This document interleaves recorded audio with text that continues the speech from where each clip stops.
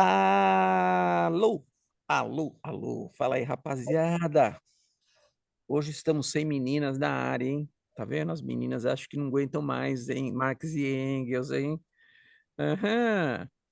Hoje é dia 22 de junho de 2024. Estamos aqui, Alisson, Valdir e Bruno, e hoje a nossa proposta é encerrar este livreto com textos básicos de Marx e Engels. Então, não estamos falando de obras marxistas, mas de obras marxianas. Um livro interessante, curtinho, mas que a gente pretende fechar hoje esse livro. O Bruno, acho que foi tua mãe que passou aí. Pois sim, É, Cacá, meu olha que amigo. engraçado. Eu estou falando aqui, quando eu vi ela passando aqui, eu achei que era a Alessandra que estava passando aqui. Aí eu falei assim: "Pô, mas a Alessandra tá lá, como é que ela passou aqui?". Mas eu quase virei de lado aqui para ver quem é que estava passando aqui, mas era a tua mãe. Muito bem, então a gente encerra, hoje, acho que são 3 partes, né, 3 partes pequenas aqui. Uma das discussões, inclusive, a gente já fez bastante aqui, quando estudamos o Lukács. E aí eu quero fazer uma proposta de uma dinâmica diferente, enfim. Eu acho que assim, qual a ideia? Eu acho que a gente já estudou bastante, basicamente, o Marx e Engels e Lukács. Lembrando que toda a obra do Lukács parte do capítulo 5 do Capital. Então, estudamos isso bastante, discutimos isso bastante, acho que a gente está razoavelmente eh, razoavelmente introjetado um certo jeito de olhar do ponto de vista do materialismo histórico e dialético. Eu queria sugerir que cada um de nós, que cada participante do grupo, sugerisse um texto que você indicaria qual é o texto que te interessa, qual é o assunto que te interessa, e aí, em cada semana, em cada mês, a gente faria a discussão de um texto. E essa pessoa apresentaria o texto que ela quer. Então, o assunto que ela quer, o autor que ela quer. E aí a gente analisa, inclusive fazendo pontes com o que a gente viu a partir do Lukács e do Marx e Engels. Então, ó, como é que, do ponto de vista do materialismo histórico, o que está faltando, o que está presente, enfim, eu acho que a gente conseguiria fazer uma coisa que é muito legal, que é a gente sair para lá e para cá da teoria, entender os diferentes olhares sobre a teoria a partir de um outro prisma e como é que a gente consegue fazer com que uma determinada teoria, o materialismo histórico dialético, dialogue com outras. O que não é apreendido pelo marxismo e que pode ser apreendido por outra concepção filosófica, científica.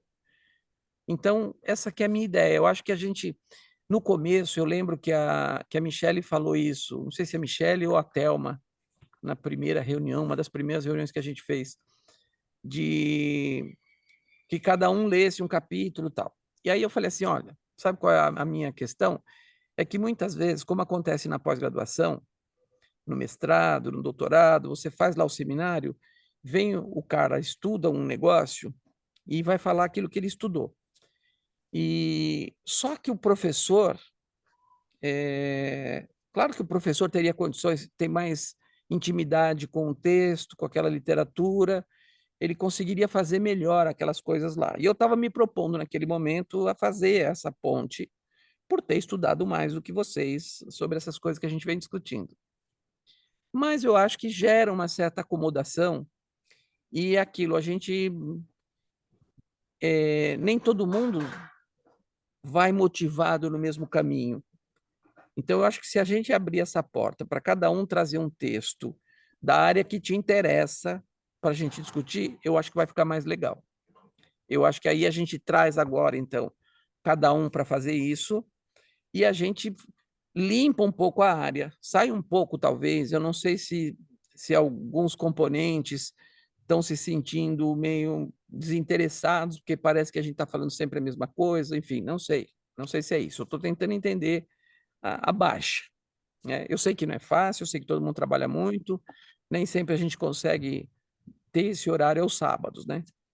Então essa aqui é a minha ideia, que a gente possa, no final, a gente tentar pelo menos fazer um calendário, a gente pode dizer sobre nós 3 aqui, nós 4, sobre um calendário aqui para vocês falarem. Então a gente podia fazer quem se dispõe a falar o mês que vem, quem se dispõe a falar, então quem se dispõe em julho, setembro e outubro, vocês 3. E aí a gente dá um tempo aí para vocês pensarem, uma semana para vocês pensarem no que vocês querem. Pode ser um capítulo de um livro, pode ser um artigo, e aí vocês selecionam e passam para a gente qual é, para a gente ir atrás do texto. Se for um capítulo de livro, o bom era que a gente conseguisse escanear. Se eu tiver o livro que vocês querem, eu consigo escanear. Se vocês tiverem, também não é difícil de vocês escanearem. Então, aí a gente consegue fazer uma coisa aqui um pouco mais dinâmica. Talvez a gente consiga deixar um pouco mais leve, a gente conseguir fazer das 3 até as 5 mesmo, porque era das 3 às 6, a gente tentou baixar um pouco, vamos tentar das 3 às 5, mas a gente não tem conseguido ficar até às 5, né? Podemos tentar fazer hoje até às 5, ver se a gente consegue, porque a gente sabe também que sábado também é o dia do lazer, né? Enfim, a gente tem que levar tudo isso em consideração, né? A gente, é aquele negócio que eu sempre digo, a gente não tem nenhum compromisso com ninguém, o compromisso é com a gente, né? Então tem que ser uma coisa prazerosa, que as pessoas continuem tendo interesse em participar por aprender, enfim, por coisas assim. O que vocês acham? Eu acho a ideia bacana, porque aí também começa a movimentar outros textos, né? Que as pessoas têm mais poder sobre eles, se é que essa palavra existe, e as pessoas vão trazendo ali, porque às vezes quer trazer textos do dia a dia, né? De repente, que ele estava falando, o Bruno, que ele está estudando aí sobre a questão das tecnologias e essencialmente de como as tecnologias elas interferem na escola, como que está interferindo, cara, isso é de muito interesse para a gente. Inclusive, ele trazer uma concepção dessa, né? Várias vezes eu, por exemplo, citei o Bruno nas reuniões, dizendo que ele está fazendo uma pesquisa aí que nós aqui do grupo nós vamos tomar dele porque a gente vai querer saber onde é que vai dar isso, né? Porque isso impacta no nosso dia a dia, Sim. impacta diretamente no nosso dia a dia e a gente quer dar respostas que a gente não tem às vezes, do senso comum nós não temos. E esse estudo aí vai clarear bastante coisa para a gente. Acho que é Aham. bastante interessante essa proposta, não, ao meu ver. E aí, Olha, Brunão? eu acho a proposta bem interessante, né? Eu ia até falar que tudo está meio que indo por água abaixo, porque eu, eu fui fazer essa disciplina que o Cacau falou, né? Que eu tinha comentado quando eu estive presente, no último encontro que eu estive presente. E, meu, essa disciplina foi sensacional. Ela chama Filosofia da Educação e Literatura. E, e aí eu, né, das aulas, tudo, eu vi muita identificação com umas coisas que eu sempre gostei de estudar, né? E apesar dessa pesquisa em tecnologia e tudo mais, eu não senti uma coisa assim, muita vontade de ir atrás, assim. E o que aconteceu? Inclusive a Unicamp já lançou o edital de mestrado, né? As inscrições vão até 5 de agosto, para quem quiser se organizar, né? Vão começar dia 5 de julho até 5 de agosto, mas o edital já está lançado. E aí eu queria participar desse programa, que é da linha, né, de pesquisa, que é de filosofia da educação. E esse tema não está muito dentro. Aí eu Aham. comecei a pensar alguma coisa para entrar dentro da linha, Sim, né? claro. Até, até falar se não tiver problema para ninguém, eu já tenho um texto que foi o que eu vim dessa disciplina, muito bom, e poderia até, se vocês permitirem, poderia começar sugerindo para Fechou. abrir os trabalhos. e a Boa. gente começar. É um texto muito bonito do Antônio Cândido, não sei se vocês conhecem, Sim, Direito à Literatura, Direito à Literatura, que que vai, legal. vai bem no encontro, né? Porque quando eu comecei a participar com vocês aqui do grupo, essa leitura, essa bibliografia, para mim, foi fundamental. Eu sempre comentei aqui, né? Que me abriu a mente de uma tal maneira que foi uma machadada, né? Na minha cabeça, de voltar a ter um contato com a pesquisa, de voltar a querer ler as coisas que eu sempre gostei. Então, eu me reconectei, né? A partir desse grupo, eu me reconectei com essas questões. E aí a disciplina lá, que na verdade, né, eu usei muita coisa do que a gente discute aqui, principalmente porque a base lá da bibliografia é esse tipo de pesquisa, né, do materialismo histórico. Então, acabei revendo lá muita coisa que eu já tinha visto pela primeira vez aqui, né? Então, foi sensacional. E aí o texto do Antônio Cândido eu já tinha lido na graduação da Letras, né? Mas há muito tempo. E ter lido novamente me fez pensar numa outra hipótese, num outro caminho para poder fazer a pesquisa já direcionada para essa linha de filosofia da educação, né? Mas eu ainda não tenho nada amadurecido. Eu só tenho que eu deixei um pouquinho de lado essa questão do WhatsApp, né, e tentar falar agora dessa questão. Mas não sei. Legal, Bruno. Eu acho vou até sugerir uma coisa, que a gente marque para o início de julho, Isso, para você ter tempo, porque a gente pode ajudar na leitura do texto, ajudar na discussão ali da tua pesquisa. Eu acho que pode ser interessante. A gente podia marcar ali, talvez, para o primeiro sábado de julho. pode ser. Pode ser o primeiro, o segundo. É que o Depende. primeiro, eu Eu tô... ainda vou estar no finalzinho do primeiro semestre, né? A gente vai entrar em recesso. Talvez se for no segundo, aí eu tenha mais tempo. Mas Tá. não, tá. Não, pode ser, pode ser. Mas o que eu ia falar é que também o próximo encontro de julho pode ser uma noite, não precisa ser no sábado à tarde. Ah, é. Eu ia até sugerir também algum encontro presencial em algum momento. Não sei se isso é possível. Eu gosto dos encontros presenciais, né? Sim, claro, é muito bom. De repente, uma vez por ano, uma vez a cada semestre. Ah, eu acho bem legal também. Podemos tentar fazer. Agora, o único problema é que eu vou estar em Ubatuba. Na primeira semana de julho, eu ainda vou estar em casa. Então, se fosse na primeira semana de julho, daria para fazer lá em casa. Aí, depois disso, eu não consigo mais, porque eu vou estar em Ubatuba o mês inteiro. Entendi. E no final do mês? Se ficar o Também, mês. pode ser. Aí eu não sei dizer ainda quando que eu volto para fazer o presencial, mas acho que a gente pode fazer. A gente pode tentar fazer no segundo sábado de julho, como você sugeriu, a sua apresentação desse texto, todo mundo lê o texto, discute o texto, e aí a gente marque um presencial no fim de julho. Pode ser entre fim de julho e começo de agosto, alguma coisa assim. Aí eu não sei se teria que ser uma sexta-feira, talvez, né? À noite.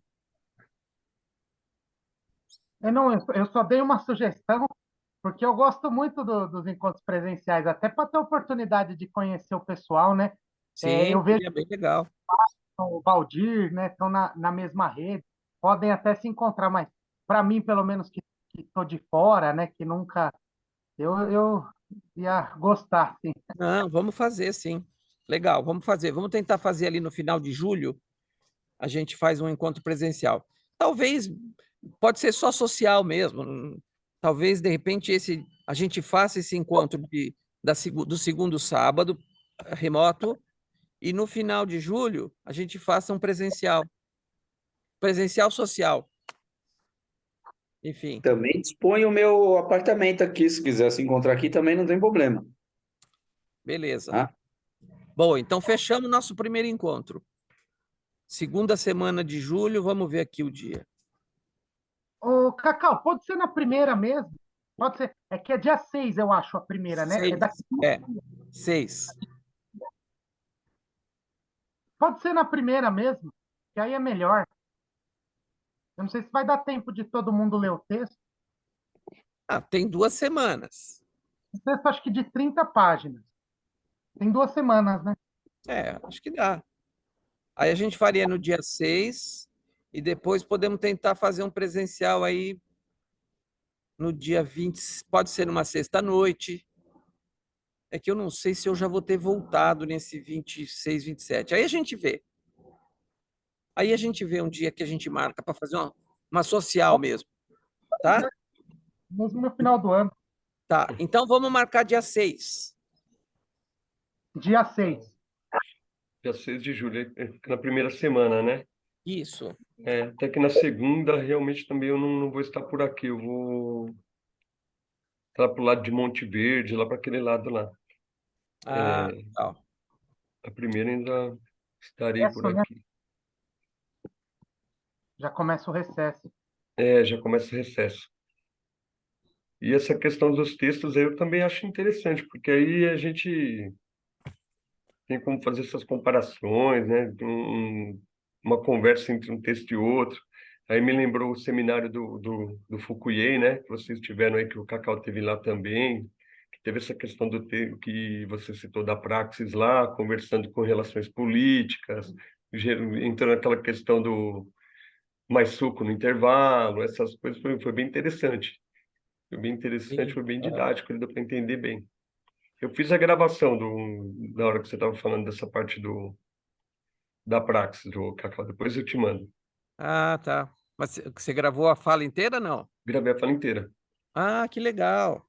Então me Gravei a fala manda inteira. sim. Depois eu te mando. Legal. Eu gravei, depois eu comprimi, né? Para ficar mais leve. Aí eu te mando depois. Ah, Manda no grupo. Mando, mando. Se o Mando. Cacau autorizar, manda no grupo. foi em áudio que você gravou? Não, foi em vídeo. Ah, em vídeo? Legal. Foi em vídeo. Legal, é. Se conseguir colocar no grupo, não sei por causa do tamanho, né? Às vezes Ah, não vai. não consigo sim, que eu consegui mandar para mim mesmo no WhatsApp, agora é só colocar Ah, no então grupo. tá. Ah, que legal. Boa. Joia. Então ficamos aqui. O Bruno fica com julho. Quem fica com agosto? Agosto, logo depois do recesso. Quer ir no sorteio? Que dia que o Bruno ficou para julho? 6 de julho. 6 de julho. 6/7. Tá. Eu posso ficar com agosto. Tá. É julho, agosto, setembro, então, né? Isso. Então o Valdir fica em setembro. Beleza, beleza. Tá? Vocês já podem ir procurando o que vocês querem aí, tá? Certo. Já vai pensando no texto e enviando. E depois, quando os outros voltarem, a gente vai acrescentando eles aqui. Legal. Bom, então vamos lá. Vamos dar início. Então, nós temos o capítulo Processo de Trabalho, a consciência, um produto social, e estrutura social e ideologia, né? Eu separei alguns parágrafos aqui. Alguém quer começar? Alguém que anotou alguma coisa, quer falar?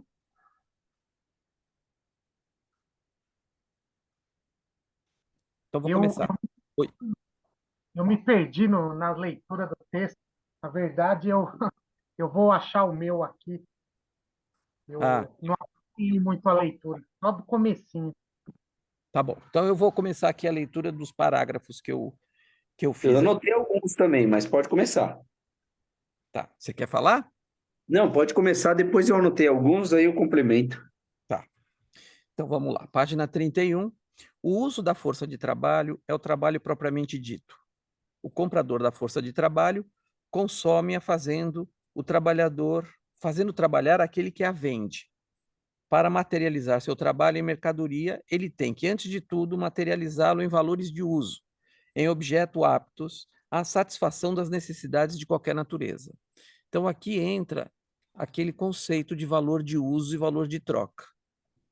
Então, o valor de uso é o valor que o objeto tem.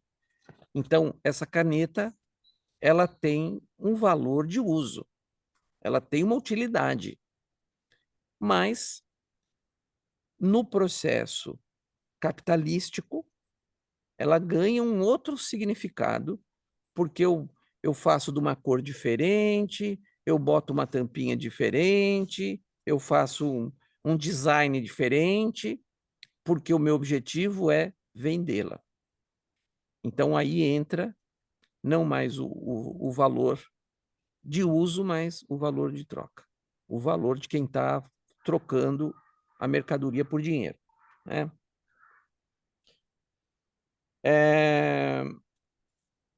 O Marx aqui fala dos meios de trabalho, né? Da importância dos meios de trabalho. O que interpõe, o que se interpõe entre o indivíduo e o trabalho? Entre eu, que tenho uma teleologia, tenho uma intenção, estou pensando em algo, e aquilo que eu faço. Então, eu tenho sempre um meio. E esse meio, ele prescinde de objetos, ele prescinde de matéria-prima para conseguir realizar. Esse texto é um texto bem interessante para que ele fala de matéria-prima, que como a matéria-prima, ela pode ser um produto ou ela pode ser um meio, ou ela pode ser, ela continuar sendo matéria-prima. Então, por exemplo, o cara que retira bauxita de lá, ela é uma matéria-prima. Só que ela também é um produto, porque ela é vendido como bauxita para um outro lugar que vai transformar aquilo em alumínio. Aquele alumínio é um produto para a empresa que transforma a bauxita em alumínio. Mas o cara que está comprando, ela é matéria-prima para o cara que vai fazer um portão, vai fazer um móvel, vai fazer qualquer objeto com aquilo lá, né? Então, a ideia de matéria-prima, ela está sempre circulando, né? Ela não é fixa, ela não é aquela matéria-prima que fez ali, pronto, acabou. Então, ela continua sendo matéria-prima até o fim da produção.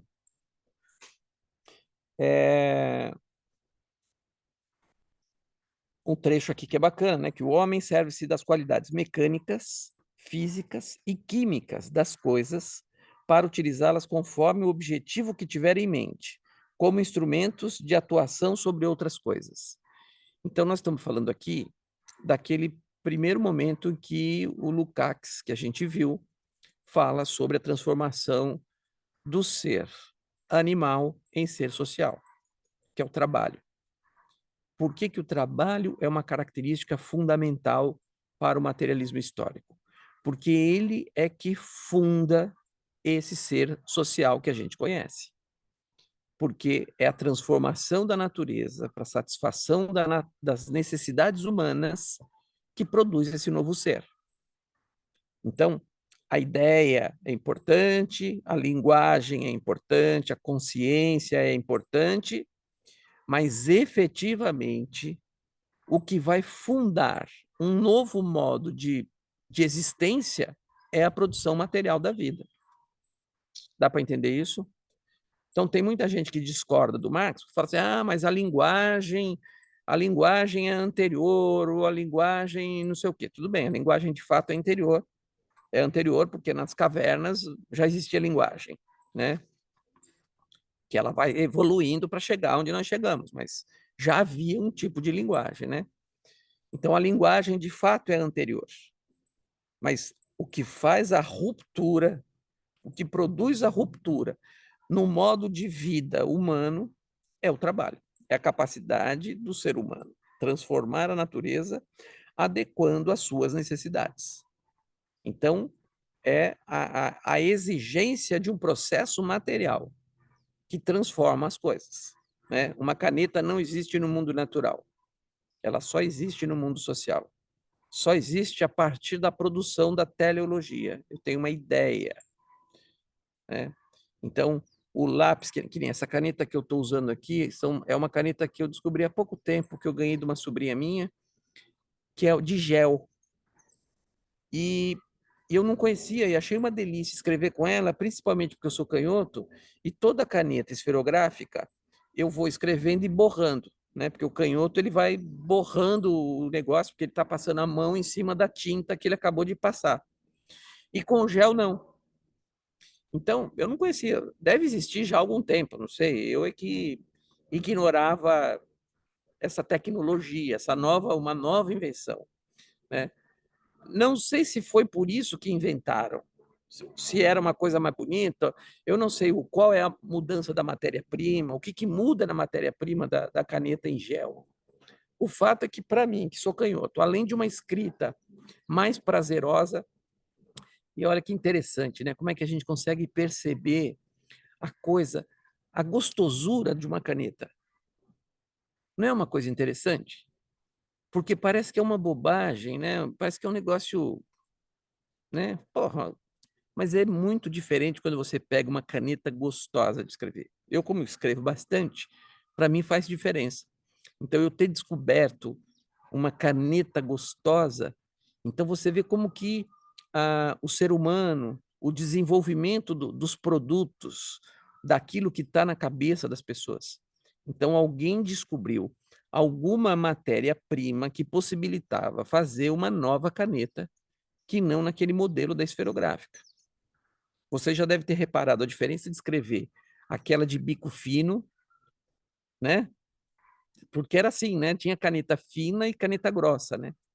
A caneta grossa era muito mais macia, né? A fina, ela enrosca mais no papel, né? Eu odeio escrever com a caneta fina, porque eu acho ela ruim, acho que não...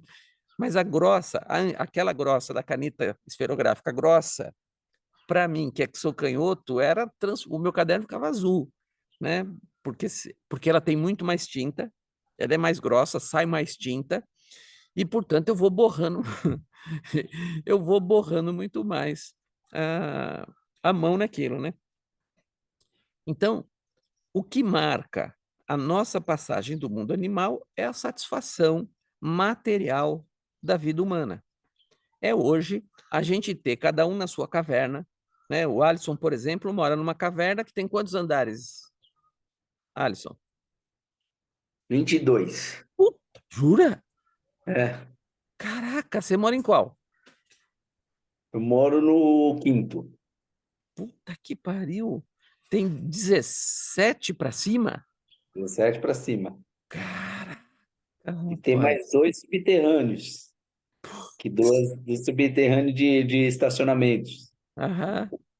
Caraca, 22 andares, bicho. Meu Deus do céu. Então, olha que puta caverna, né? Porra, uma caverna equipada, uma caverna que, pô, os caras, a engenharia arrebentando, né? Estão provido aí de... Mas o seu apartamento é daqueles que já passa o cabo da TV, já passa o negócio da internet. Sim, Porque eu morei num é, prédio que nem a minha irmã mora no prédio que eu morei, e lá não passa mais cabo. O não que cabe tinha mais que nada, né? passar, acabou. Você quer trocar a Vivo? Não vai trocar, porque não passa outro cabo. Então, porque É, era um prédio que não era projetado para esse nível de desenvolvimento tecnológico que traz um novo possibilidade com a questão eletrônica, né? Elétrica, né? As casas antigas não dão conta, todo mundo tem que reformar a casa, né? Aqueles fios, os cabos elétricos, eles não dão mais conta para a demanda. Porque para que servia o cabo elétrico antigamente? Acender lâmpada, chuveiro, geladeira e só, né? Cara, imagina hoje, quantas coisas a gente tem em casa que funciona, né, com eletricidade. A casa é outra casa, né? Então, o processo de trabalho, por isso que para o Marx e Engels, a ideia de o trabalho ser o elemento fundante. É a partir do trabalho, então, entendendo o trabalho, não esse trabalho alienado, né? Por exemplo, todos nós, nosso trabalho é alienado. O meu mais do que o de vocês, porque o de vocês vocês ainda estão numa empresa pública, vocês são funcionários públicos, então é um pouco diferente. Eu que estou numa privada, toda a minha teleologia, ela é capturada pelo meu patrão. Não sou eu que determino o horário que eu vou trabalhar, não fui eu que determinei a redução da minha jornada de trabalho durante a pandemia e depois ficou para sempre, né? Então, eu tive uma redução de 25% do salário da noite para o dia, e ó, é assim, e quer, não quer, tem quem quer, né? Então, o trabalho é alienado, porque a minha teleologia, aquilo que eu penso sobre aquilo que eu estou produzindo, ela é capturado pelo meu patrão. O meu patrão entra aqui. Então, eu determino poucas coisas. Claro que a gente consegue determinar certas coisas no nosso ambiente de trabalho, mesmo contra a legislação. Nesse dia do evento aí que o Valdir falou, que foi sábado passado, né? O Alisson ainda comentou, estava falando, a gente estava conversando depois, não antes, você estava falando de como é difícil o diretor hoje tomar decisões de, por exemplo, reforma da escola. Porque o cara não sabe se aquilo lá vai ser encaixado de fato no orçamento ou se ele vai ter que devolver esse dinheiro. E aí, para não ter que devolver o dinheiro, não correr o risco de devolver o dinheiro, ele não faz. Então, veja que mesmo no serviço público, o seu trabalho também é alienado, né? Você, de certa forma, tem alguém que te domina e que entra em você ali e que não deixa você tomar certas decisões, né? Então, o capitalismo, ele transformou a questão do trabalho, porque então para o Marx não tem nada a ver com ele está falando no trabalho como uma categoria fundante, do ser social, ele não está falando do trabalho capitalístico, né? Porque ele é dominado com outras finalidades, né? Então, por exemplo, o Marx achava que a tecnologia poderia estar a favor da humanidade porque era você diminuir o trabalho duro do ser humano e o ser humano trabalhar menos. Claro que essa é uma possibilidade emancipatória de uma revolução tecnológica. Só que o que a gente vê é justamente o contrário. A revolução tecnológica, porque ela não tem como finalidade última. Então, vê como ela é alienada. Ela não tem como finalidade última liberar a humanidade do seu sofrimento, da labuta diária. Ao contrário, ela tem como finalidade eliminar o trabalhador. Agora a gente entrou numa onda de inteligência artificial aí que, meu Deus do céu, com o pé no acelerador, cara, hoje você não consegue, você não consegue falar com alguém nos lugares, né? Agora, recentemente, eu descobri que num outro lugar, onde um amigo meu trabalha, numa universidade, não tem RH mais. Você não consegue ir lá. Eu quero ir lá falar, não tem. Ah, então me dá o telefone. Não tem. Eles só atendem por e-mail. Eu não sei se vocês já repararam que certos prédios, não sei se onde o Alisson está, isso tem, em certos prédios. Você também mora em prédio, né, Bruno? Eu moro, isso, eu mudei de novo de casa aqui em Valinhos. É. Mas lá em Valinhos, né? Valinhos, mas eu moro no térreo. No Ah, tá. prédio. Eu não sei se vocês já viram a tendência que está acontecendo agora em prédios. Você vai lá, você toca a campainha, não tem mais o guarda aqui. É uma empresa que está recebendo lá, sabe-se onde, pode estar em qualquer lugar do mundo. Alguém atende e esse alguém vai fazer contato com o dono que você vai visitar. Eu fui visitar um amigo aqui no Guarujá, que foi meu primeiro técnico de futebol, o Guadal, Bruno. Ah, o Guadal! É, Ele mora aí, né? sim, no Guarujá. Fui visitá-lo agora, faz umas 3 semanas, e Cheguei lá e a gente já era conhecido do porteiro, né? Eu estava indo lá quase uma vez por ano ou 2 vezes por ano. Cheguei lá, não tinha porteiro, não tinha nada, tudo fechado. Você tocava lá, aí atendeu uma pessoa, eu vou ver, e nada, nada, nada. Aí eu tive que mandar um zap pro cuidador dele. Aí o cuidador ligou para casa, para o apartamento, que o cuidador não estava lá, e tinha uma pessoa trabalhando para ele lá. Aí essa pessoa desceu para nos atender. Cara, olha que loucura que é isso aí. Então os caras estão achando que é bom economizar, estão mandando o porteiro embora, porque tem uma empresa que vira porteiro de todo mundo, né? Então é cada vez menos emprego. Então a tecnologia, cada vez mais ela é contra a gente, né? Cada vez mais ela avança. Não sei, no prédio de vocês ainda não está assim. Então, aqui onde eu moro, em Valinhos, não. Porque é um prédio mais antigo também, né? Bom, mas esses dias, foi a primeira vez que eu usei isso, eu fiquei impressionado. Aquelas lavanderias que hoje estão crescendo bastante. Não sei se vocês já viram. A Não. lavanderia não tem atendente nenhum. Ela não tem atendente nenhum. Você chega lá com as roupas, passa na maquininha o cartão de crédito, aí tem um cesto lá, você coloca as roupas lá na medida, né? Não pode passar do nível ali do cesto. Aí você coloca o crédito na máquina, abre a porta, coloca as roupas lá, espera 35 minutos.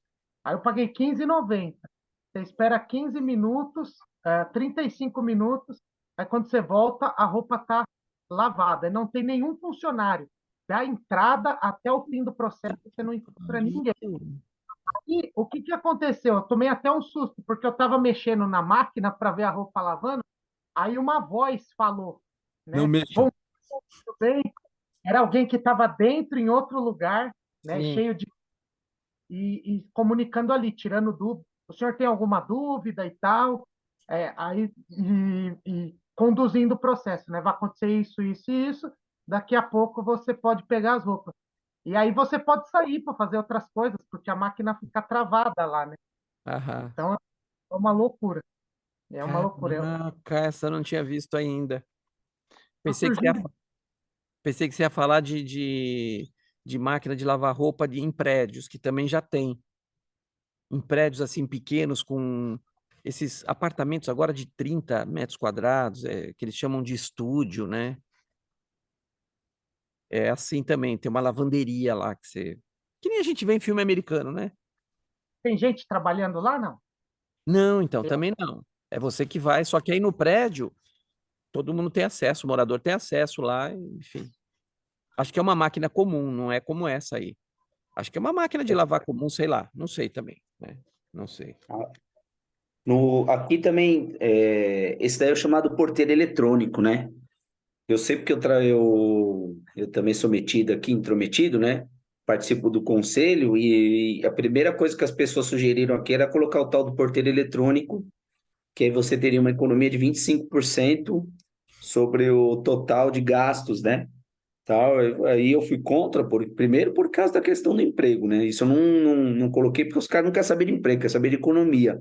Sim. Então, mas porque também é um prédio muito grande. Então, você é um prédio muito grande, você tem um porteiro que está lá longe, os problemas que surgem aqui, você não tem como fazer mediação de problemas, né?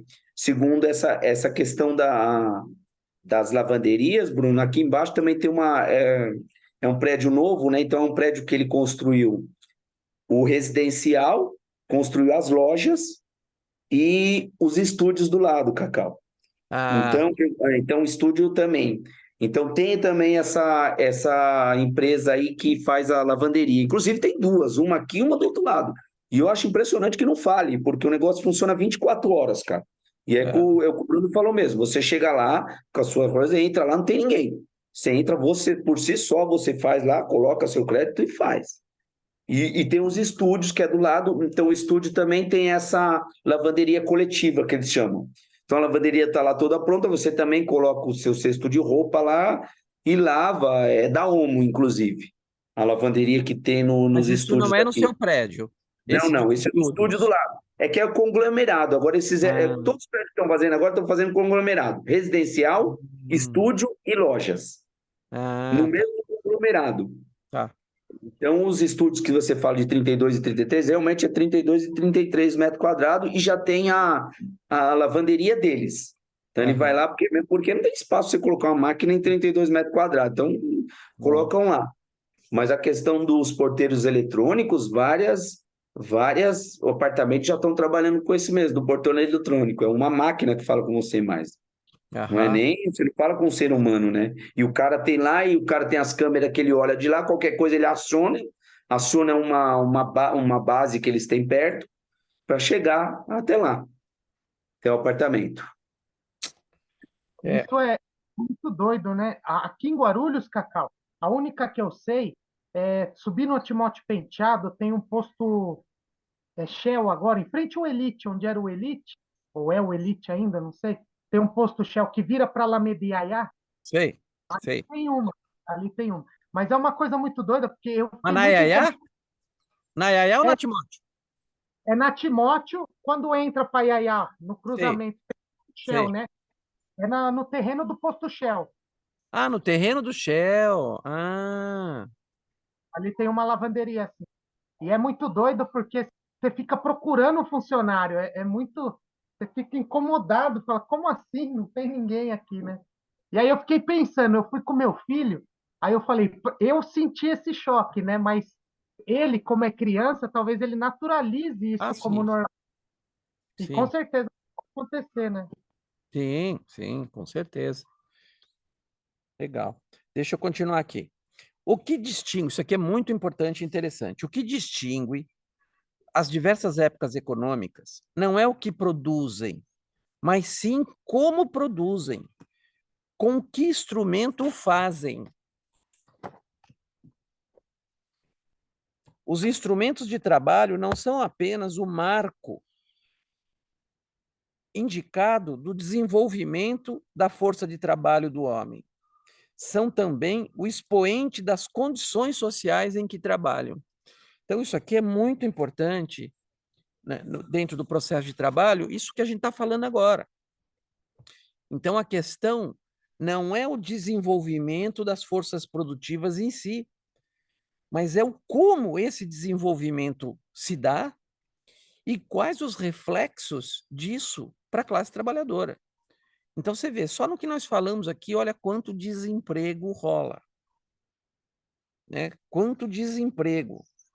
É um negócio assim absurdo, né? Então, cada uma dessas lavanderias aí, e vê, começou com o negócio de estacionamento, né? Acho, pelo menos que eu percebo. Tem, por exemplo, eu vou muito no estacionamento do hospital, ali na 23, o hospital Edmundo Vasconcelos. Meu filho fez uma cirurgia lá.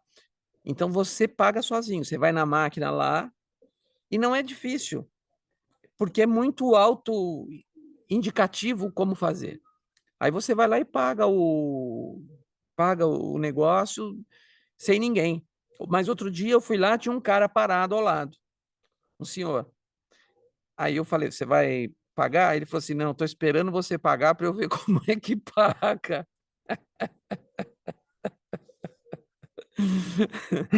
Aí eu paguei e ajudei ele a pagar também.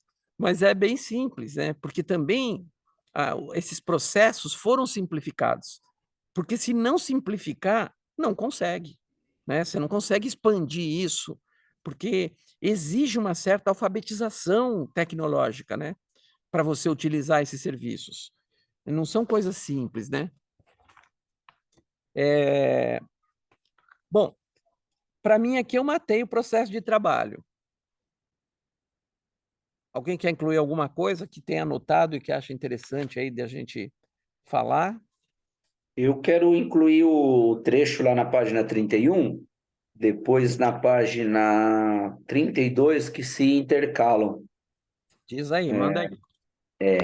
E ao mesmo tempo que atua sobre a natureza exterior e ao transformar igualmente sua própria natureza, desenvolvendo nas potencialidades latentes e submetendo o jogo de suas forças à sua própria disciplina.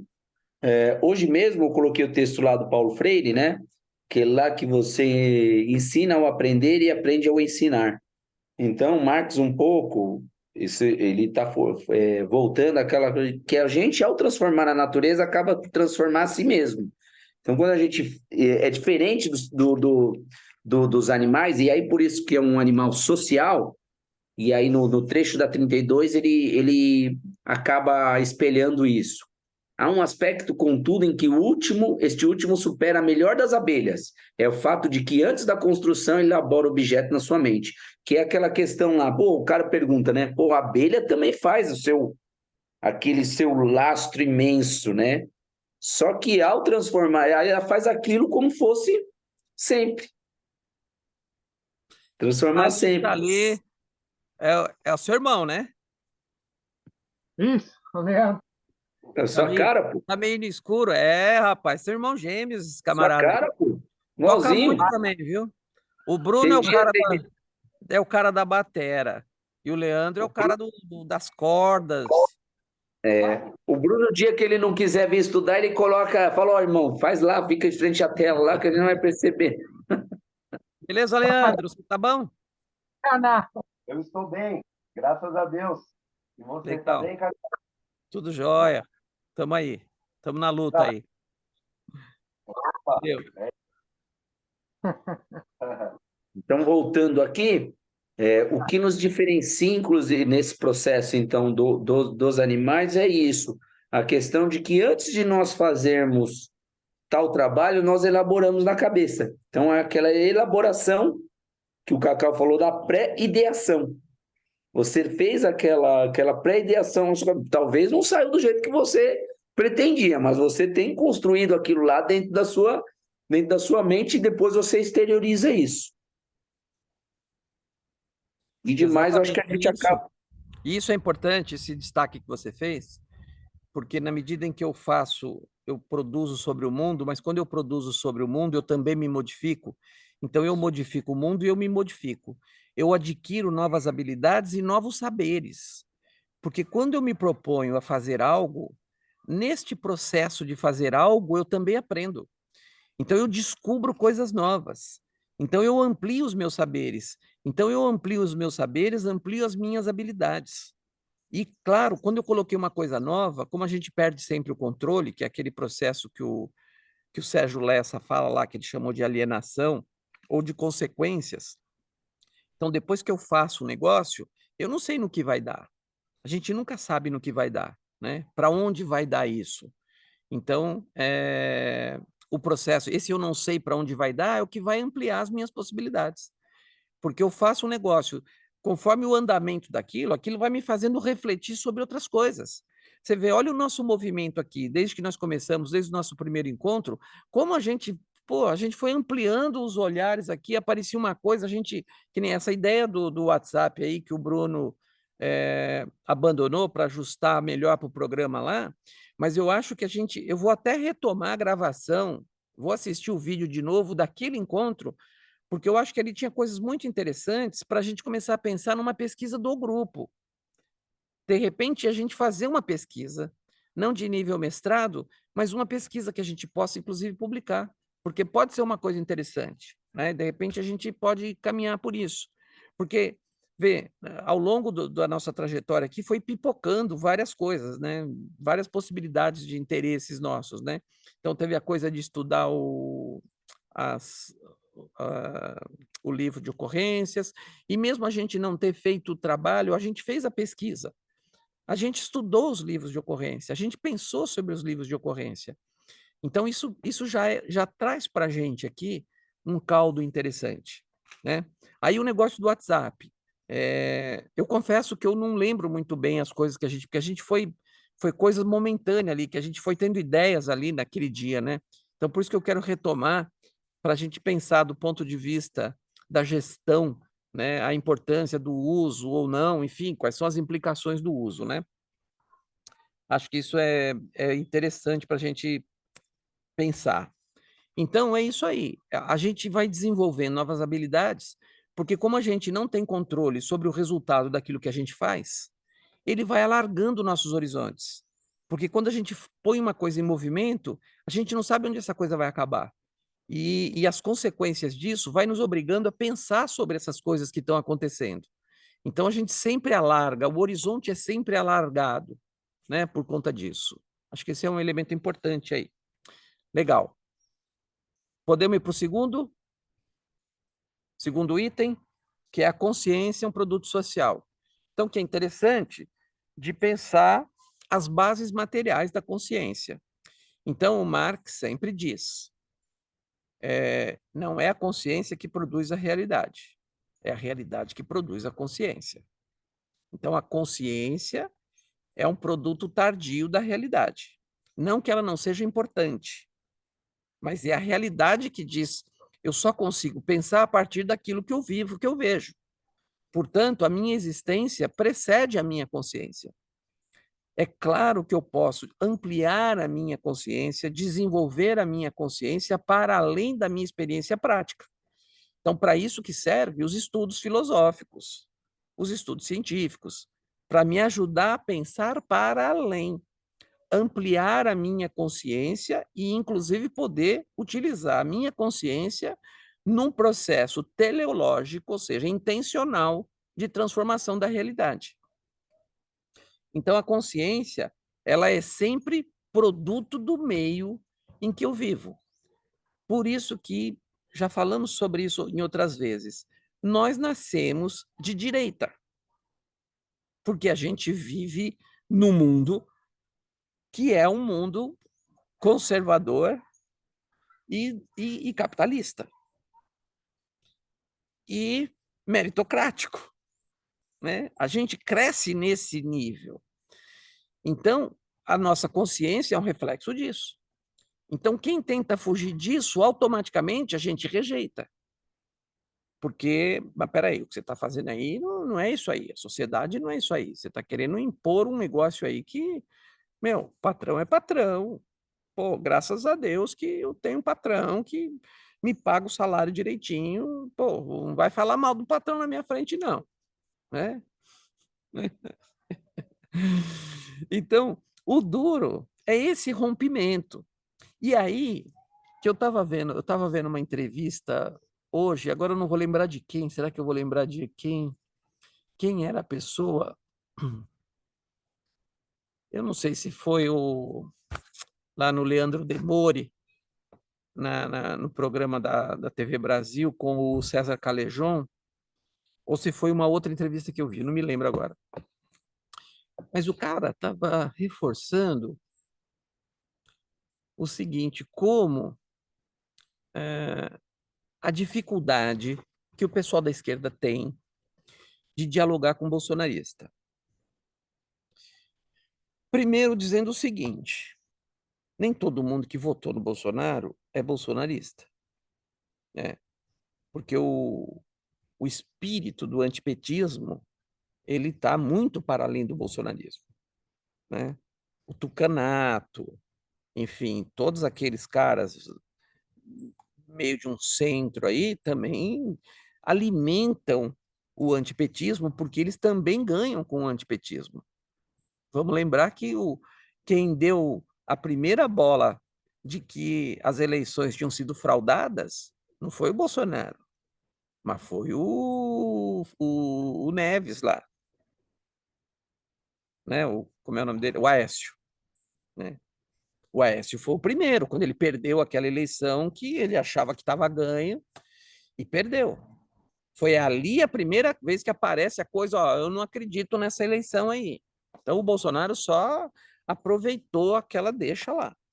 Então, e vê que na eleição do Aécio, você não tinha esses idiotas aí, enfim, né? O patriotário não existia, né? Ele estava lá esperando um patriotarião aparecer para ele, poxa vida, era isso que faltava, né? Mas ele estava dizendo, então, a dificuldade que quem é progressista tem de conversar, enfim, de estabelecer conexão. Eu digo assim, que em aula eu tenho toda a paciência do mundo. Fora de aula eu tenho menos paciência. Quando eu não estou conversando com um aluno meu, eu tenho menos paciência. Eu não tenho muita paciência, aquela coisa mais didática e tal. E então isso é um elemento importante, porque é um elemento de você aprofundar, fazer com que esse cara pense sobre certas coisas, né. Eu tenho pensado sobre isso, assim, eu acho que talvez a coisa mais importante seja a gente perguntar para o cara, né, por exemplo, um pobre de direita: "Por que que você defende direita? Você votou no Bolsonaro pensando em quê? Qual era a sua expectativa?". Em vez de você já dizer e despejar um monte de coisas que você tem, né, sobre ele, e às vezes muitos preconceitos também sobre eles, porque é evangélico, enfim. Eu até comecei a seguir, eu não conheci agora uma vereadora evangélica. Se vocês quiserem, eu mando o link para vocês depois no Instagram. Puta, que mulher sensacional. Já elegi como minha líder religiosa. Uma evangélica sensacional, descendo o pau nesses caras aí, Nicolas e não sei o que e tal. Muito interessante. Uma conversa muito interessante. Então, eu acho que isso é uma coisa interessante para a gente furar essa coisa da consciência. Porque quando a gente coloca um limite, que é quase um limite intransponível em certos casos, né? Essa coisa desse não todo evangélico, mas esse evangelismo barato, esse evangelismo que é que são mantidos por estelionatários, né? Porque é um estelionato, né? O cara querer, você vê, tem um vídeo desse Malafaia pedindo dinheiro para o cara que mora de favor. Então, você quer a casa? Você quer uma casa? Então me paga aqui o que você paga de aluguel uma vez por mês. E se você mora de favor, junta lá, quanto que você ganha no mês? Vai pagando uma parte disso. Cara, é estelionato. Ele está vendendo uma casa para esse cara que está morando de favor. Cara, é impressionante isso aí. Impressionante, porque não é possível que aquele cara que tem formação superior acredita que uma pessoa que está morando de favor vai pegar um pouco do que ganha fazendo um negocinho aqui, um negócio ali, e vai ganhar uma casa. E vai ganhar uma casa própria. Não é possível. Então ele sabe que não vai. Então por isso que eu digo assim, que esse cara é um estelionatário. Só que essas pessoas simples, né, porque é uma consciência que vive presa a uma infantilidade, né, aquela coisa do Velho Testamento, de você achar que o Velho Testamento é a vida, né? Então, essa coisa da consciência se torna um elemento importante de discussão nossa, de, sabe, da gente entender um pouco mais, ou treinar um pouco mais a cada experiência dessa, em como eu converso com essas pessoas. E eu penso que um método importante é o método da problematização, é usar dar Paulo Freire nessas pessoas. Então, começar, é um Sócrates e um Paulo Freire ali, né, de tentar extrair dela o que a levou a tomar essa decisão, o que a levou a pensar. Então, pensando aqui em Foucault, é fazer uma genealogia do pensamento dela. Como é que ela chegou a isso? Então, mais do que a gente dizer como ela deve pensar, porque isso também não funciona, porque a gente cria um abismo, né, entre as pessoas, mas é a gente entender como ela pensa. Porque se a gente entender como ela pensa, como ela construiu o seu pensamento, como ela conseguiu chegar àquilo lá, talvez a gente tenha uma chance de, pelo menos, colocar uma pulga atrás da orelha, né? Uma problematização. Eu estava ouvindo agora à tarde aqui uma entrevista do Casão com aquele ator que foi que estava com o Bolsonaro, o que casou com a Cláudia Raia, que foi casado com a Cláudia Raia. Edson Celulari? Não, não, não. O primeiro casamento dela, que foi deputado federal. Puta, Caramba, quem que... Ah, Alexandre Frota. O Frota. E aí ele estava contando a história dele com o Bolsonaro. Cara, um negócio horroroso, assim, né? O tombo que ele levou, enfim, logo de cara. Ele, ingênuo politicamente, né? Se envolveu, meteu as caras sem saber quem era. E aí, logo nos primeiros meses, ele já descobriu quem era, né? Então, eu acho que essa coisa da gente ter como método tentar fazer uma genealogia do pensamento da pessoa, né, de como ela chegou a pensar sobre isso, que talvez seja uma pequena chance. Primeiro, a gente está ouvindo, deixando ela falar. A gente está problematizando só as coisas que ela está falando. Mas e se? E se? Mas será que? Talvez seja um método que possa dar conversa, porque você querer explicar para ela o que é um pobre de direita, ela não vai entender. Porque a questão mais importante para quem está para a direita que quer estar no poder, essa direita radical de direita, e ela é radical por uma única coisa, pela questão dos evangélicos, de tentar trazer o Velho Testamento para botar em prática a vida brasileira.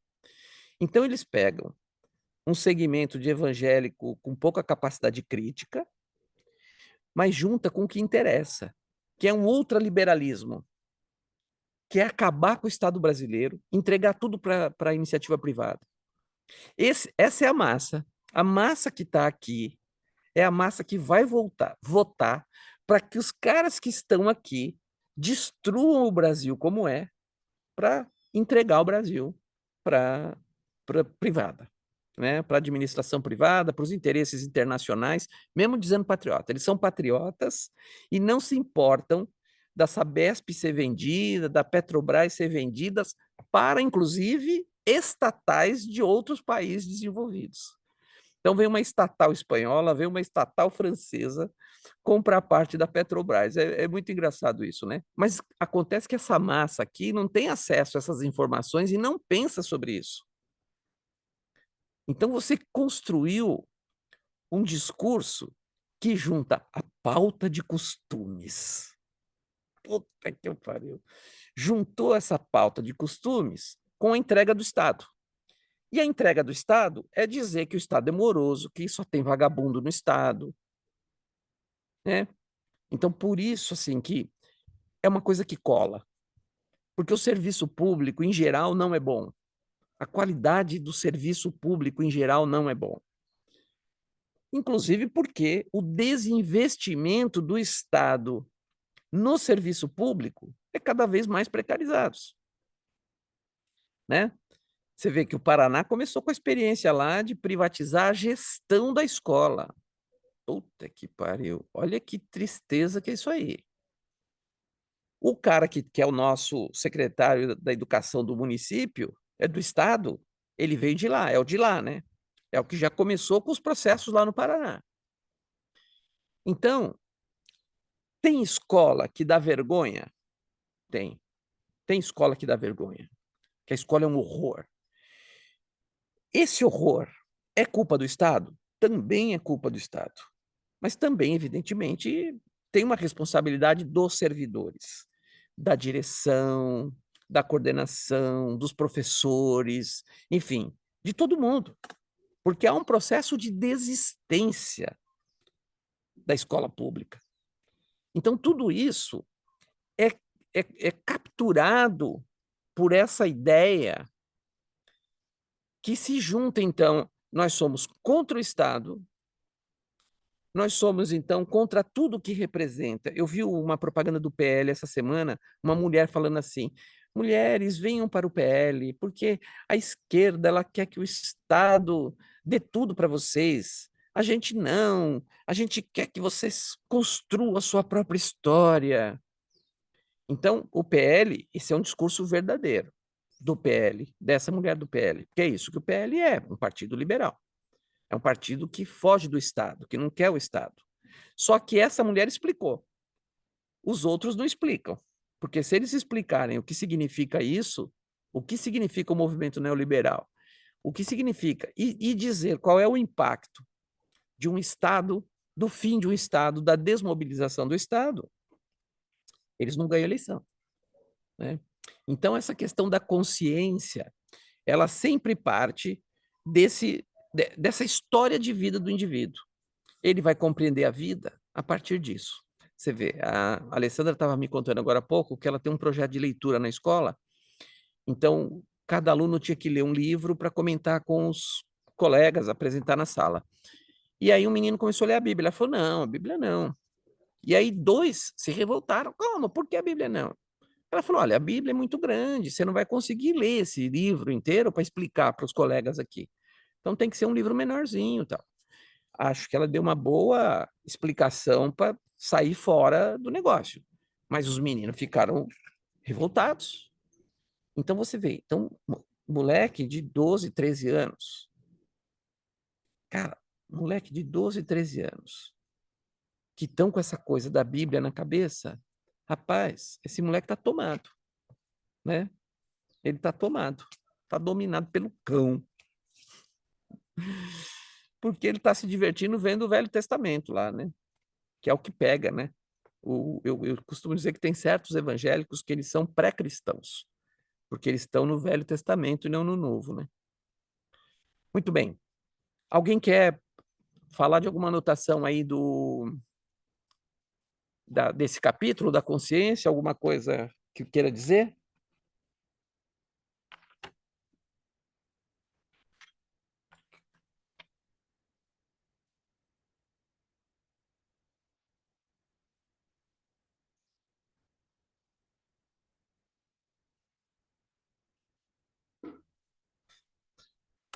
Tem uma parte aqui do texto que ele fala, que ele cita muito a questão da divisão do trabalho, né? Nesse capítulo ainda.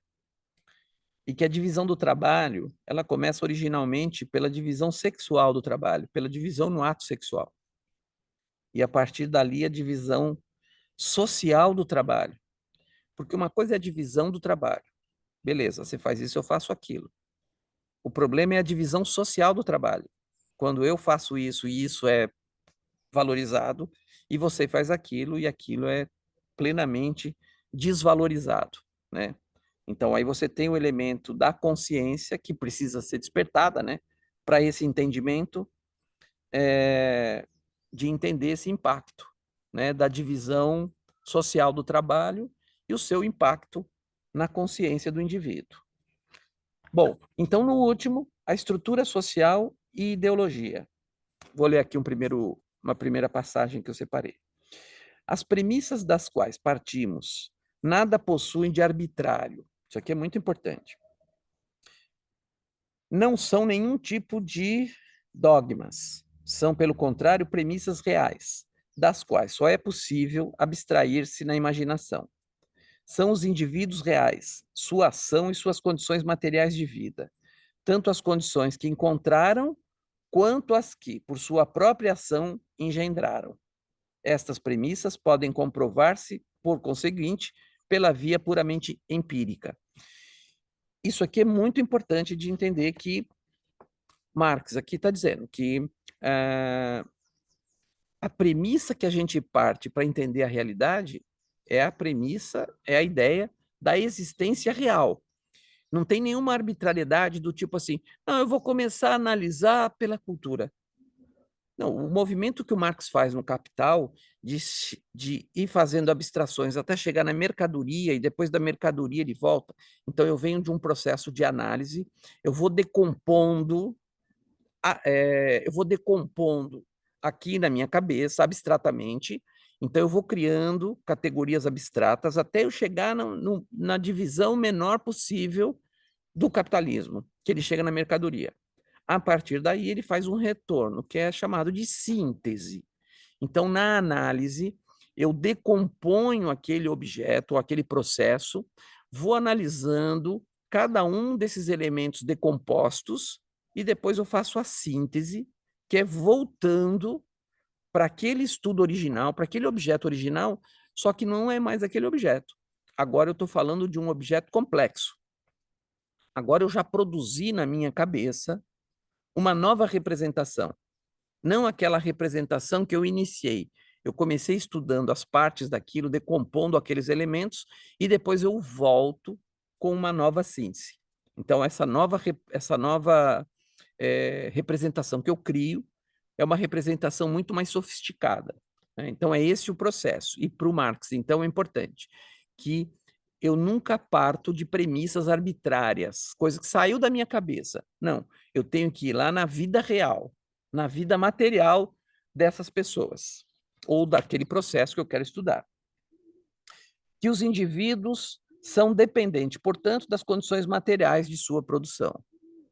Então, todos os seres humanos são dependentes dessas condições entendendo a forma de produzir, o meio pelo qual se produz e os reflexos disso na vida cotidiana, na vida que eu preciso levar. Então, como é que a organização social produz e vai produzindo dentro dessa estrutura social, dividindo a partir da divisão social do trabalho.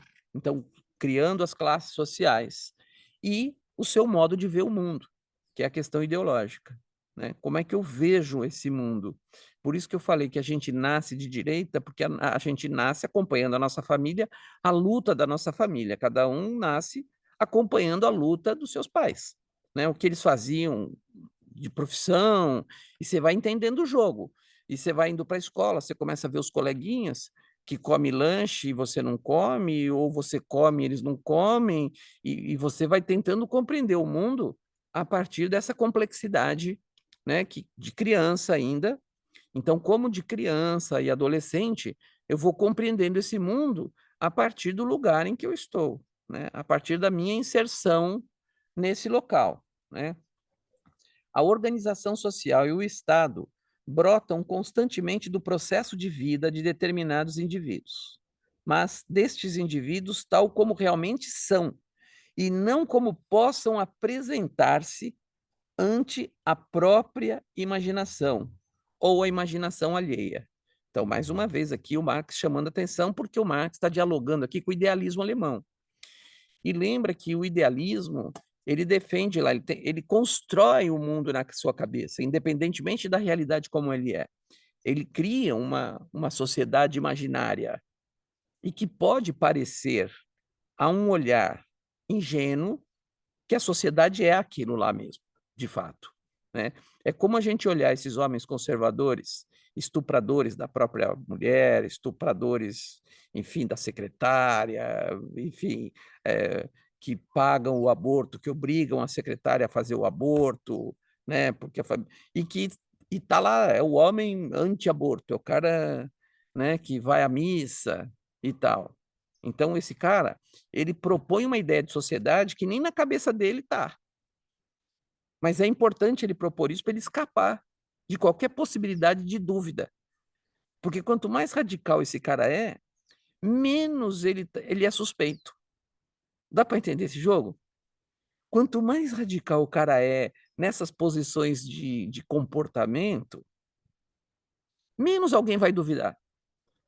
Se alguém falar, ó, você sabia que o seu fulano anda pegando a menina do almoxarifado lá depois que acaba o expediente? Ah, imagina aquele sujeito lá. Que isso, impossível. Impossível. Do jeito que ele é família, é impossível. Né? Então, isso tem a ver com essa ideia, com essa construção, né, de como, com essa visão idealista que eu tento impregnar os que estão à minha volta, né?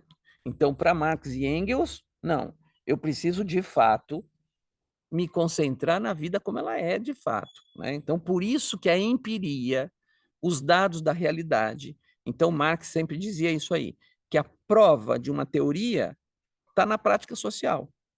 Então, você está defendendo uma teoria, você está defendendo um negócio, mas vamos ver se isso acontece na prática, né? Se na prática isso ocorre.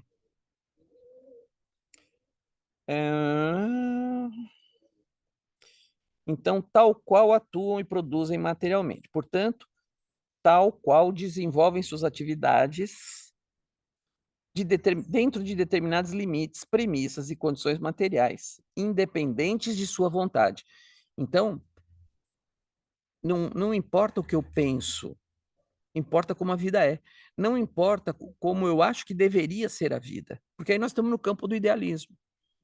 Então, para o Marx, é fundamental para a gente pensar a questão da estrutura social e da ideologia, porque essa é a crítica da ideologia, de entender como é que esse cara está vendo, né, como é que ele, por isso que eu falei da gente fazer a genealogia do cara, do pobre de direita, né? Por que você chegou a isso? Por que você pensa? É claro que eles não têm formação, porque a escola é proibida de dar qualquer tipo de formação nesse sentido. Porque, claro, que não é a escola falar de um partido. A escola pode falar de partidos. A escola pode falar de democracia. A escola pode falar de república. Evidentemente que não fazer campanha para um candidato X ou Y, né? Evidentemente. Mas a gente vive numa população que não tem consciência nenhuma, não entende absolutamente nada sobre o processo eleitoral, né? Então, a produção de ideias e representação da consciência aparece no início diretamente entrelaçada com a atividade material e o comércio material dos homens como a linguagem da vida real. Então, a linguagem é um elemento fundamental, porque é por meio da linguagem que eu consigo me expressar. Quanto mais pobre é a minha linguagem, quanto mais pobre é o meu vocabulário, mais limitada é a minha análise, a minha compreensão do mundo. Então, quanto mais eu leio, e aí vamos então do Antônio, como é que é, Bruno? É isso mesmo que eu ia falar. Antônio Cândido, ele Antônio fala isso Cândido, é, nas artes.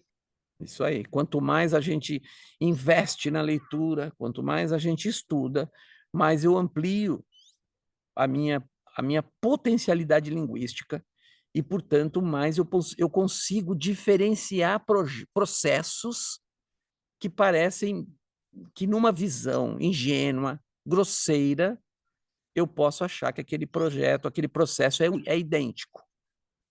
Mas quanto mais estudo eu tenho para compreender, quanto maior a minha carga linguística, mais eu consigo também perceber a diferença entre esses diferentes processos. E, portanto, a linguagem é um elemento fundamental na luta ideológica também, né? Na luta de convencimento, né? Então, também é um capítulo interessante, e aqui ele finaliza com as ideias das classes dominantes são as ideias dominantes em cada época. A classe que exerce o poder material dominante na sociedade é, ao mesmo tempo, seu poder espiritual dominante, porque são as ideias que circulam. Claro que hoje também circulam outras ideias, porque a forma, o meio de circulação de ideias proliferou absurdamente, né? Hoje qualquer um pode divulgar, pode tentar circular, aí vai depender das relações de poder, né, de circulação de ideias, né, como a extrema-direita tem feito, né? Você imagina pegar um deputado imbecil, um moleque imbecil de 21 anos e transformar esse cara num mito. Um mito 2, né? Mito 2, a vingança, né? O cara que é uma besta quadrada e ele virou um mito, representante da juventude. É um cara que é quase acéfalo, idiota, né? Enfim, mas tá aí, é um ídolo, né? Meninos, quase 5 horas, está começando a escurecer aqui. Vocês querem complementar? Eu quero complementar 2 parágrafos. Manda aí. Eu notei. Primeiro, lá na página 43 mesmo, que nós estamos lá, que você começou a falar da consciência, e depois na página 45, quando você fala, mas eu acho que eu vou começar pela 45, quando você fala da consciência, quando você toca nisso daí que o Marx diz que não é a consciência que cria a vida e a vida que cria a consciência, ele mesmo no texto coloca, né? Não é a consciência que determina a vida, mas a vida que determina a consciência. Isso no último parágrafo, então ele deixa claro isso daí. Então é aquilo que falou, né? Não adianta a gente pensar, nossa, a nossa ideologia é que nós queríamos um mundo hoje fosse igual. Não, mas não é o que tem. Então ela vai criando a consciência, vai criando conforme nós vamos vivendo. E aí é importante a gente ter paciência com as pessoas que são mais humildes, porque a vida delas é aquilo. Então a consciência dela parte daquilo que ela vive, né? Então Sim. cabe a nós ter um pouco de paciência nesse sentido mesmo. Ter paciência com essas pessoas que às vezes a igreja consegue ter essa paciência e traz ele para dentro da igreja e cria uma Isso. nova consciência nela, né? A igreja tem essa paciência que talvez não tenhamos com eles. Então, ó, traz aqui E, pra gente que esse daí é bacana pra gente trazer. E mas esses caras estão formados para isso, né? Eles claro, são mas formados, a teologia deles é formada para isso, isso, então, né? mas aí é muito mais fácil você convencer uma pessoa a partir dos preceitos cristãos do que você convencer uma pessoa de posições políticas. Porque uma coisa é você ameaçar com Deus. Meu, se você está contra Deus, você está fodido. Então aí é fácil. Agora, você entender de disputa política, de projetos políticos, de políticas públicas, né, é outra conversa. Então, eu achei interessante a pergunta do Luciano, lá o professor da escola, justamente sobre políticas públicas. E que eu falei que eu faço isso com os meus alunos e eu acho que talvez seja uma coisa interessante para se começar a pensar a fazer, quando for possível, uma explicação, mesmo que simplória, para que eles entendam a vida. Como é que a criança lá de 10 anos de idade já pode saber, né? Ou do Fundo 2, lá, enfim, 13, 14, 15 anos, entender de políticas públicas. E a gente não está falando de partidos, a gente está falando do porquê as coisas são assim.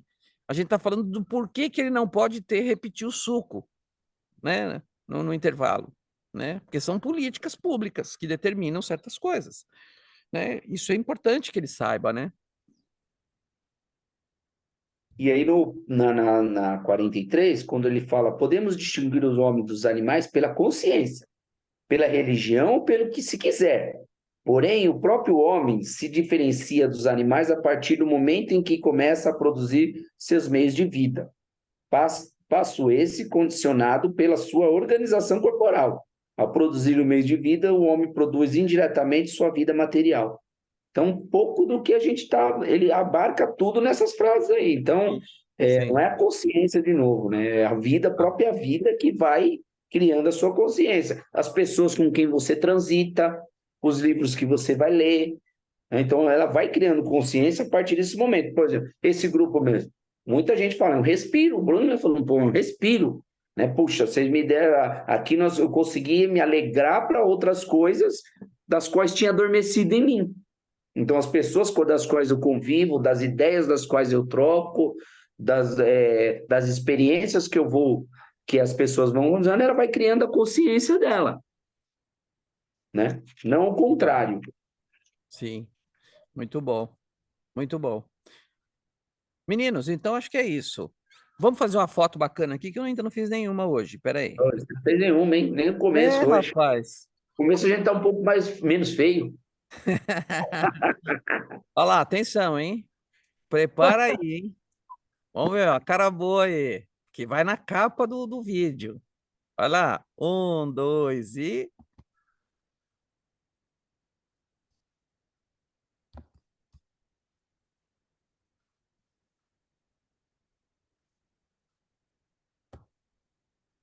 Boa. Queimou? Não, vamos lá, vou colocar no grupo aqui e vocês dizem se. Deixa eu ver como é que ficou aqui. Não sei se o Alisson ficou meio Dormindo? de olho fechado. Peraí, vê se fechou.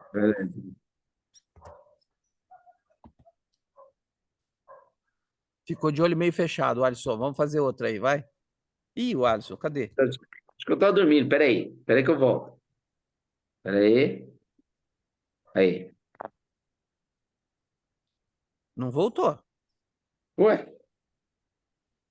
Ou só eu que não tô vendo o Alisson? Eu não estou vendo também, não. Ah, agora sim. Agora sim. Então vamos lá, hein? No capricho aí, hein, galera? Agora vou fazer aquela cara de inteligente. Abre bem os olhos aí. É 1, é 2, é 3 e vai lá.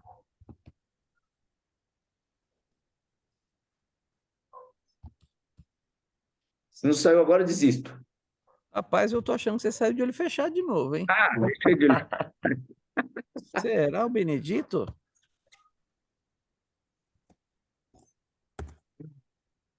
Biel, pior que agora eu tô me sentindo pressionado. Cada vez que você vai tirar a foto. Olha lá, vê lá. Saiu de olho fechado de novo.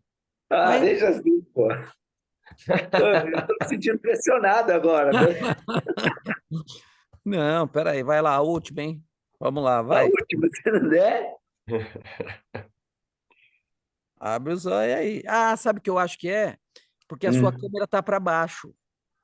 Ué, Então, quando a gente olha para baixo, pode dar a impressão que. Ah, é isso aí, você está olhando para baixo. vou ficar assim agora. Atenção. Arregaça mais os olhos aí.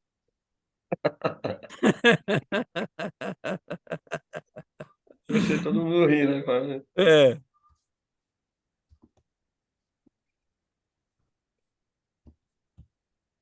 É. Saiu meio fechado, Alisson. Ah, não tem jeito, hoje não vai sair, Tem não. jeito não. Não, mas é por causa disso que eu falei, que o seu. Ele tá para baixo, o teu negócio. Mas essa foto ficou mais legal, tá todo mundo rindo, ficou mais legal.